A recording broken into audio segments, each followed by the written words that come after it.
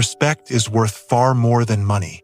Rain-slicked streets reflected the neon glow of downtown Manhattan as an elderly man made his way toward a sparkling jewelry store. His frayed coat hung loosely around his shoulders, and his shoes were dusted with the wear of many long days. When he stepped inside, the bell above the door gave a small, soft jingle that almost seemed hesitant. The store was bright and polished, filled with displays that glittered under perfect lighting. The elderly man approached the counter with quiet warmth. "Could I see that necklace, please? It's for my granddaughter.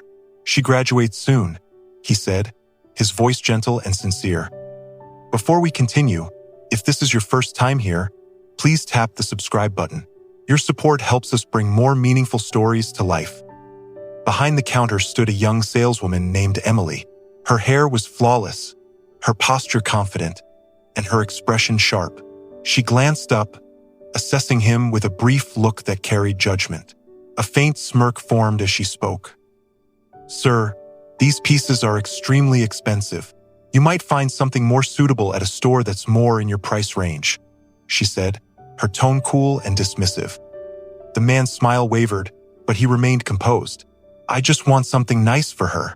She's worked very hard," he replied, his voice steady and filled with genuine intention. His sincerity stood out sharply against the room's cold luxury. Emily turned away, dismissing him completely.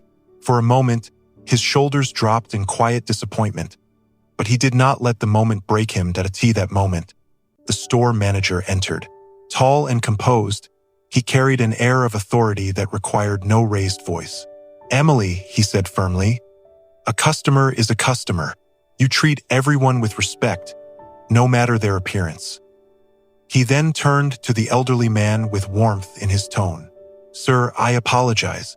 Allow me to personally show you some options." The old man's eyes softened. "Thank you. You've been very kind. I won't buy anything today. I just need time to think," he said. He nodded gently, then left the store and stepped back into the gray drizzle outside. The next morning arrived with a sense of stillness, as though the city itself paused for a moment. A sleek black Rolls-Royce pulled up in front of the same jewelry store. Its polished surface caught the early sunlight, making it gleam like a jewel among the city's morning shadows. The door opened, and the same elderly man stepped out, transformed. He wore a perfectly tailored navy suit.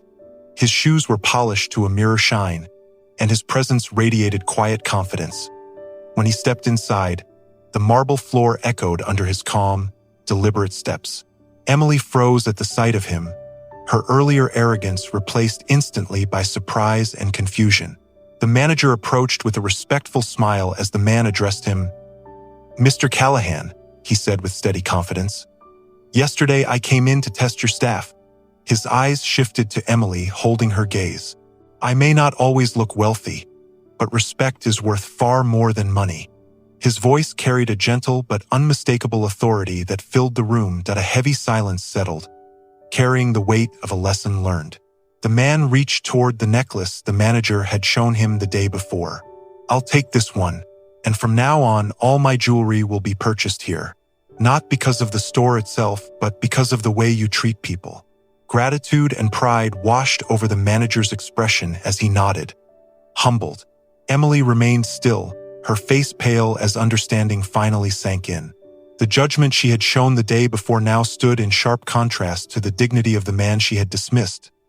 The moment felt like the quiet after a storm, filled with the kind of reflection that changes a person. The elderly man offered the manager a final appreciative nod before he turned and left the store. The bell above the door chimed softly behind him, almost as if acknowledging the shift in perspective that had taken place within those walls outside.